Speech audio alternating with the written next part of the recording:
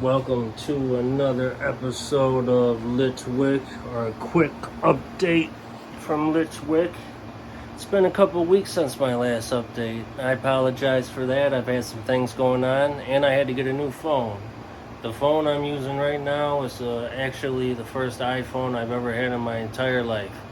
I'm coming up, y'all. I'm coming up. Let's look at the plants. Right now there's just 2 plants in here because I'm just waiting for them to finalize, and then I'm going to start banging out a bunch of autos for the remainder of the summer. But lately there's been a lot of topics online, or a topic being discussed a lot online, and the topic is around vegging and over vegging, or what people consider to be over vegging, which is a very valid thing. You see people do that a whole lot. They veg their plants for, it's really a preference thing.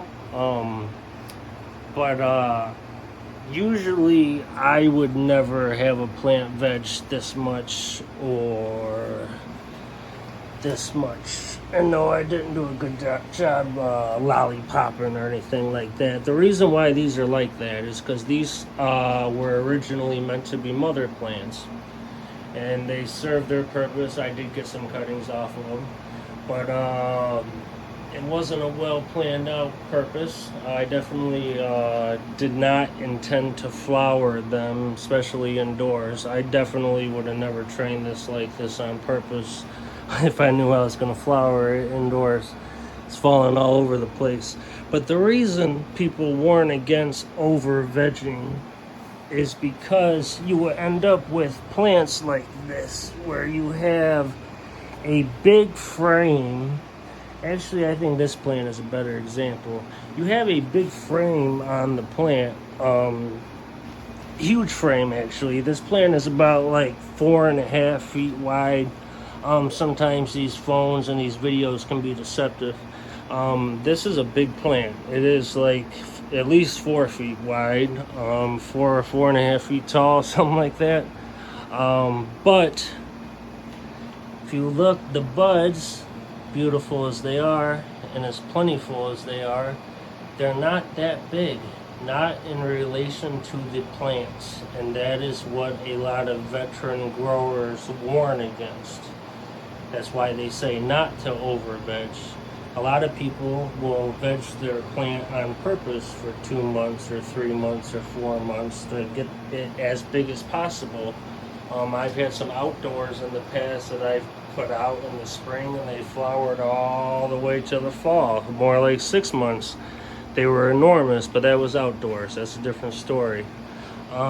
So really the lesson to be learned here is, even though there's a ton of buds on this plant, and I think they will be very dense and probably add up at the end of the day, would I have been better off just taking a couple of those clones and flowering them out right there instead, and just putting this outside?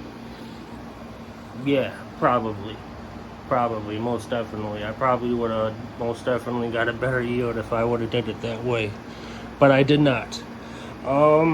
Let's go take a look at the OG Kush. This turned out a little better in my opinion, as far as it putting on bud. And I know these are dense as hell because this old Blurple light puts out a lot of blue light, and I've never grown anything under lights like this that weren't just incredibly dense. So if that is one thing I can at least be sure of. And there's a lot of buds on this too, but it's the same age as the punch pie I was just showing you. This is the OG Kush. They were both born at the same time, both flowered at the same time. Almost tripped on the cord. After I'm done with these and see what I do get off them as far as harvest, I mean, we're going to take what we can get. Like I said, I would like the buds to be bigger, but this plant is beautiful, and I mean, that doesn't really count for much, but it smells amazing. Just like amazing. And if it tastes anything like it smells, which usually weed does if it's cured and dried right and all that, it should be a hell of a smoke and hopefully worth the little bit of maybe a little bit of a loss in yield from using a different method. Like I said, after these are done, I'm gonna run some autos. I've always preferred to run autos in the summer. It's because I have more experience outdoors than indoors. And even when I did grow indoors in the past, it wasn't climate controlled. I didn't have these toys like I have now. So I'm still essentially kind of basing my growing habits like I'm growing outside. Essentially. Or like I don't have the climate control. I prefer to do autos in the summer. Just my theory is they're smaller plants usually. The buds are on the plant for less time, which there's just less time for shit to go wrong. I live in Michigan, which is a very humid state. Very humid state. Some summers are crazy humid. And so I find auto flowers to be better in the summer. And then at the end of the summer, I can go ahead and veg up some photos. Because you can veg in high humidity and high temperature. As a matter of fact, they like it. You just don't want buds sitting on your plant, especially in a 12-hour dark period in a high humidity situation. You don't want that humidity. If you can help it, you want to keep it below, like they say, like anything over 60 is kind of in the danger zone. Is it 74 is a little high actually for the temperature. But anyway, you can see my humidities down in the 40s, and that may be a little bit too low as far as like a VPD chart would be concerned.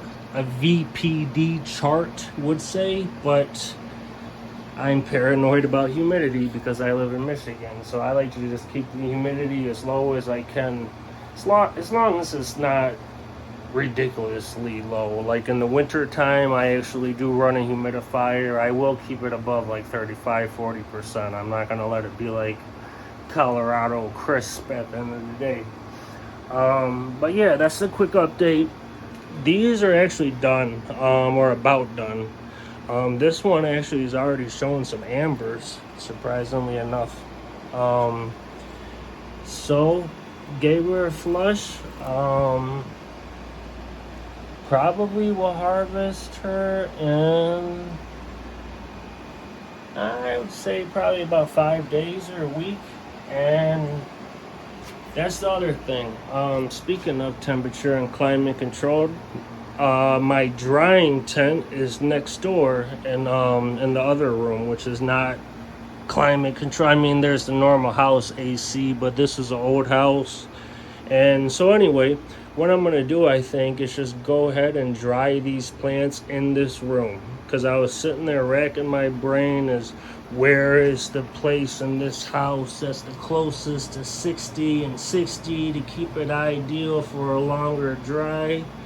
And the conclusion I came up with is right here, right where you grow them. And since I don't have any other plants going on, which is kind of rare, might as well do it that way. I mean, it's like extra 10 days and lost productivity, I guess. But it's worth it to make sure none of these buds end up with bud rot or anything like that, or powdery mildew hanging in the drying tent if we get a super high humidity event, which is likely in Michigan. Anyways, I hope everybody out there is staying safe and stay lit. Bam.